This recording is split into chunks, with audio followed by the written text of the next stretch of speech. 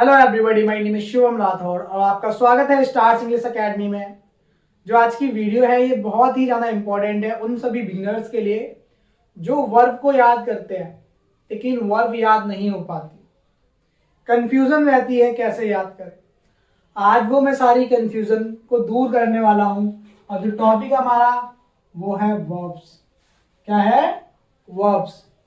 जो वर्ब का मतलब होता है बेसिकली आप सभी को पता है, हम हिंदी में उसको क्रिया कहते हैं। किसी भी काम का होना, action, doing, that is called verb. ठीक है।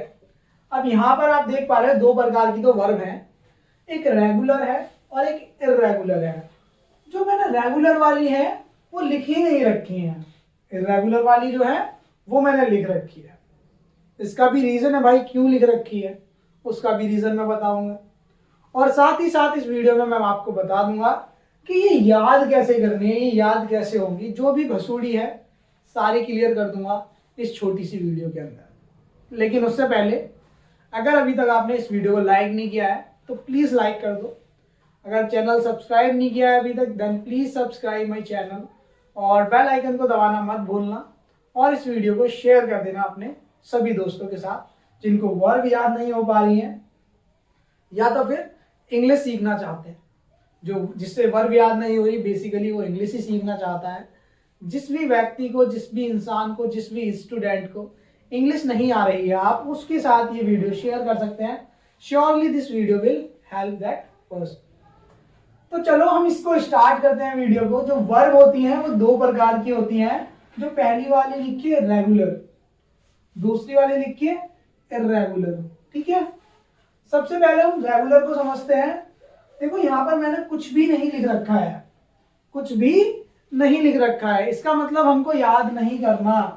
जो रेगुलर वर्ब होती है उसमें हमको याद नहीं करना। ये कैसी वर्ब है?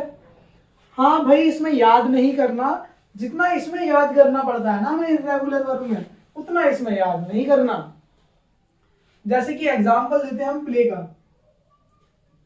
प्ले लिख लिया, एब्यूज लिख लिया, एब्यूज लिख लेते हैं। ठीक है, ये दोनों हमने वर्ब लिख लिया। अब हमने पूछता भाई सेकंड फॉर्म क्या होती है इसकी, तो सेकंड फॉर्म क्या होती है? प्लेड होती है। थर्ड फॉर्म क्या होती है? बिल्कुल सेम, थर्ड फॉर्म भी प्लेड ही होती है। थर्ड फॉर्म भी प्लेड ही होती है।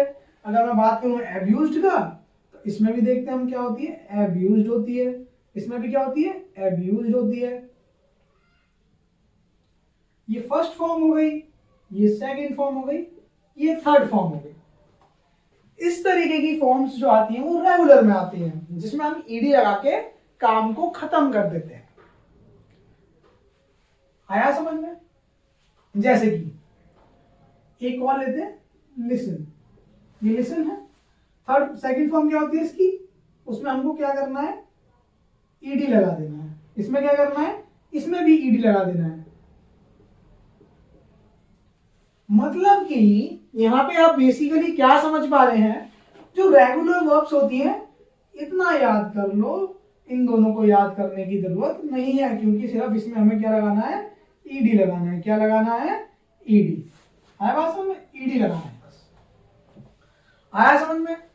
रेगुलर वर्ब के लिए आपको कोई भी हार्ड वर्क नहीं करना है, लेकिन इसी की उल्टी हो जाती है इर्रेगुलर वर्ब जहां पे आपको याद करना पड़ता है और जहां पर आपको हार्ड वर्क करना ही पड़ेगा।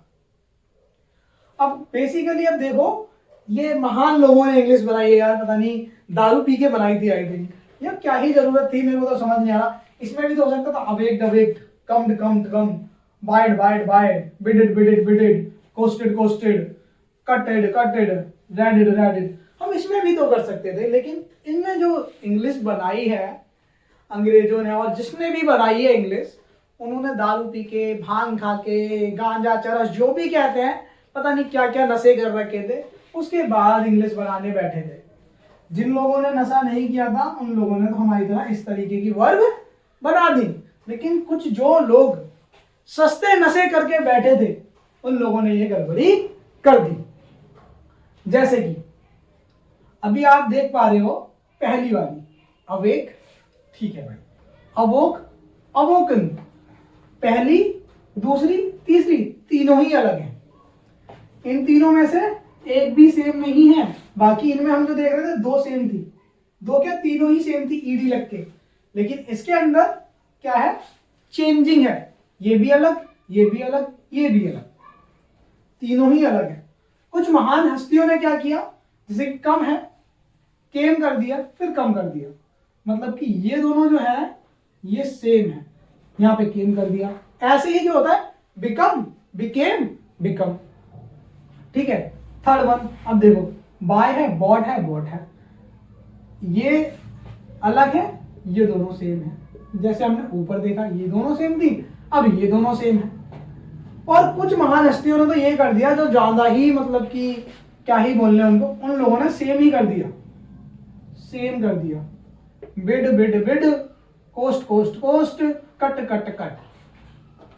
ठीक है। तो इसमें बहुत ज्यादा कंफ्यूजन होती है, राइट। हमको ये तो याद हो जाती है, ये याद नहीं होती। अरे भाई इनमें याद करने के लिए कुछ नहीं होता है, जब भी ये याद हो जाती है आप लोगों को, जो मेन चीज है वर्ब की वो आपको यहाँ याद करनी पड़ेगी, वरना आप सबके सामने गलत बोलोगे और कोई बंदा आपकी बेइज्जती भी कर सकता है ना, राइट। तो हमको वो नहीं करना है, हमको बहुत ही ज्यादा हार्डवर्क करना है। ठीक है। और इस वीडियो के अंदर मैं एक अच्छी चीज क्या करने वाला हूं, मैं गूगल से कोई भी देखूंगा जहां पर इर्रेगुलर वर्ब्स होंगी, उसका मैं लिंक जो है वो कॉपी करूंगा वहां से, और इस वीडियो के अंदर मैं डाल दूंगा, मतलब कि डिस्क्रिप्शन में डाल दूंगा। वहां से आप लोगों को हेल्प हो जाएगी, जो इर्रेगुलर वर्ब्स होती हैं वो आप डायरेक्टली याद कर पाएंगे, और जो रह जाएंगी उसमें ईडी लगा के कहानी खत्म। यहां मैंने बताया ये तीनों अलग, दो सेम, दो सेम, मतलब कि सारी सेम, सेम तो सारी यहां भी हैं, लेकिन यहां बाबूजी ने प्रोनाउंसिएशन अलग कर दी। जैसे कि यहाँ पे रीड कर दी, यहाँ रेड कर दी, यहाँ भी रेड कर दी। स्पेलिंग सेम है, स्पेलिंग सेम है, लेकिन प्रोनाउंसिएशन ही बदल दी। तो यही जो किस्सा है ना, इसका घुमा फिरा के चलता रहता है वर्ब्स का, लोगों को याद नहीं होती, और हार्ड है। मेरे को भी मतलब कि थोड़ा याद करना पड़ा था, और कभी कभी अभी भी गलती हो जाती है, लेकिन मोस्टली याद है। ठीक है। तो आपको करना क्या है, इन पे थोड़ा काम करना है। मैंने अपने ऊपर काम किया, और मैं अभी, मेरे को मोस्टली याद है, मेरे को कोई दिक्कत नहीं होती बोलते समय। वही आपको करना है, इसके लिए आपको हार्डवर्क करना है, अगर आप अच्छी इंग्लिश बोलना चाहते हैं तो। भाई साहब इंग्लिश का बेस जिसे टेंस को कहा जाता है, ठीक है, और जो टेंस का बेस होता है वो वर्ब होती है। रूल होता है मैं समझता हूं, लेकिन रूल हर कोई याद कर सकता है। मैं पढ़ाऊंगा, रूल याद कराने की जिम्मेदारी मैं ले लेता हूं, लेकिन वर्ब याद कराने की जिम्मेदारी कोई नहीं लेगा, मैं भी नहीं लूंगा। तो आपको जो वर्ब है ना वो याद करनी पड़ेगी, डटनी पड़ेगी।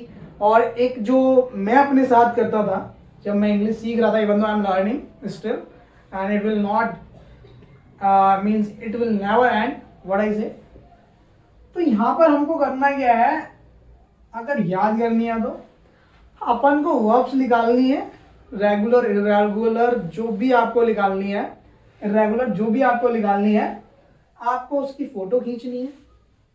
ठीक है।